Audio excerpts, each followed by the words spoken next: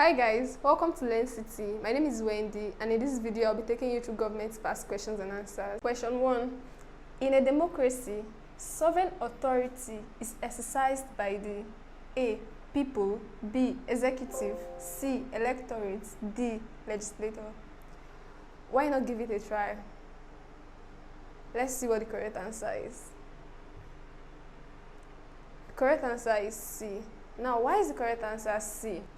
Democracy is simply defined as government of the people, by the people, and for the people. So in democracy, the power is vested in the electorate, which is simply the people allowed to vote in an election. Question 2. The agent through which the state undertakes political socialization is the A. Political parties, B. Family, C. Peer group, D. Pressure group. What do you think the correct answer is? Okay, let's see what it is. The correct answer is D. Pressure group.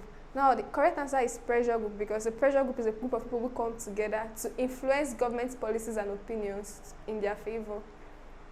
Question 3. Unicameral legislature is a common feature of A. Presidentialism, B. Parliamentarism, C. Unitarianism, and D. Federalism. What do you think the correct answer is? Okay, let's check. The correct answer is C. Unitarianism.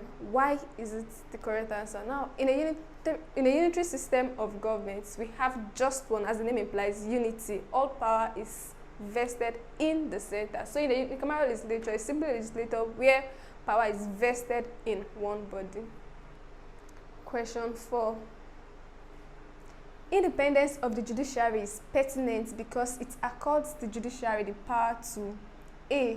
Determine a fixed term of office for the government, B. Determine a fixed term of office for the judges, C. Enable the judge to try and decide cases without bias, D. Determine a fixed salary for judges. What do you think the answer is? Give it a try. Okay, let's see what it is. The correct answer is C. Enable the judge try and decide cases without bias. And now this takes us to the principle of separation of power. In separation of power, we all know power is distributed between the three organs of government, which is the executive, the legislature, and the judiciary. Now, the essence of this is to ensure checks and balances so that no organ is more powerful than the other. So the function of independence of the judiciary ensures the judiciary carry out its responsibility of interpreting the law without bias or favoritism. Question 5. In a unitary system of government, power is concentrated at the center. A. Without devolution, B. With devolution, C. With residual functions, D. Without residual functions. What's the answer? Let's see what it is. The correct answer is C. With residual functions. This is because the chieftains exercise limited amount of power. Question 7. In a confederation, the constituency that a member of legislature represents is A. A senatorial district, B. Parliamentary constituency, C. Nation state, and D. Region. What do you think the correct answer is? Give it a try. Okay, let's see what the correct answer is. The correct answer is D. Region. Now this takes us back to the confederal system of government. A confederal system of government is a system of governments with a weak central government, which means the states are autonomous. They exercise power that is greater than that of the central government. And in a confederal system of government, the legislature is divided into regions and not senatorial districts. We find the senatorial districts in a federal system of government, but in a confederation, we look at regions and not senatorial districts. So the correct answer would be region and not senatorial district. Question 8. In a constitutional monarchy, the authority to remove the head of state is exercised by the A. Legislature, B. Head of government, C. Cabinet, D. Prime Minister. What do you think the correct answer is? Give it a try. Okay, let's see what it is. The correct answer is A. Legislature. Remember, in our checks and balances, we said powers are distributed amongst the three organs of government: the executive, the legislature, and the judiciary. But we are looking at the constitutional monarchy. So the legislature has the power to remove the head of state, which is also a member of the executive, from office. Question 9. In a parliamentary system of government, a vote of no confidence leads to the resignation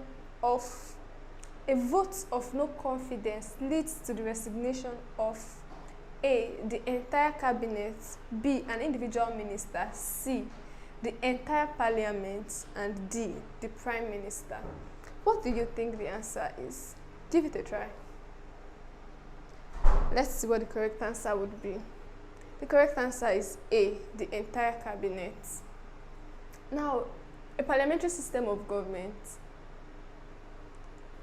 the parliament can remove the head of state from government, or even the entire cabinet, through what's a process called a vote of no confidence. Once this vote of no confidence is passed by the legislature, it means the entire cabinet will be removed from government. Question 10. In a presidential system of government, the president checks the legislature through A. executive order, B. executive review, C. exercise of veto, and D. legislative order.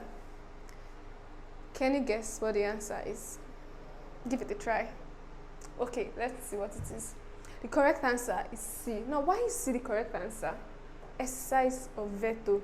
Now, remember, checks and balances exist to prevent one organ of government exercising absolute power. Remember, absolute power corrupts absolutely. So there is a need for checks and balances to check the activities of each organ of government. So yes, the government has power to check the excesses of the legislative arm of the government, and it does this through the exercise of veto. So the exercise of veto simply is the power that is exercised by the president to check the excesses of the legislative arm of the government. That takes us to question 11. The economic basis of feudalism is A. capital, B. agriculture, C. slavery, D. trade. Can you guess what the correct answer is? Okay, let's see. The correct answer is B. agriculture. Why is agriculture the correct answer? This takes us to feudalism, or the feudal system of government. Now, the feudal system of government is a system of government that is simply based on land ownership. Now, in a feudal system of government, we have the lords and the vassals. The lords are the landowners, and the vassals are the subjects to the lord. So when you talk about land, agriculture comes to mind. So in a feudal system of government, the economic basis is usually agriculture, because feudalism simply has to do with land ownership and distribution, which is the relationship between the lords and the vassals. Question 12. The creation of a classless society is the ultimate aim of A. communism, B. capitalism, C. socialism, D. fascism. Can you guess the correct answer? Let's see what it is. A. communism. Now, why is communism the correct answer? Remember, the question is the creation of a classless society is the ultimate aim of, that would be communism. Now, this takes us to the systems of government. Now, in capitalism is a system of government where means of production, acquiring and distribution of production, are vested in the hands of individuals. Now, socialism is the opposite of capitalism. In socialism, The means of production and distribution is vested in the hands of the government. The third option we have there is fascism. Now with fascism we have the rulership of a dictator who is also the fascist. So the correct answer will be communism, because communism has to do with collective ownership of means of production and distribution. Remember, it's not vested in the individual, which is capitalism. It's not vested in the states, which is communalism. And there is no dictator who is the fascist. So the correct answer is communism. Collective ownership of means of production and distribution. So in a communist society, the aim is a classless society. Question 13. One of the sources of a constitution is A. Constitutional law, B. Common law, C. Corporate law, D. Statutory law. What's the correct answer? Give it a try. The correct answer is B. Common law.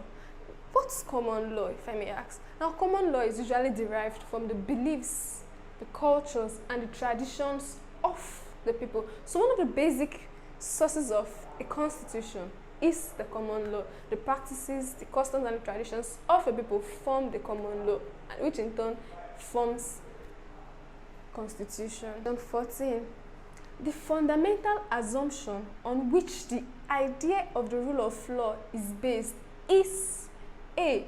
Rationality of human beings, B. Equality of human beings, C. Love for social justice, and D. Supremacy of the Constitution.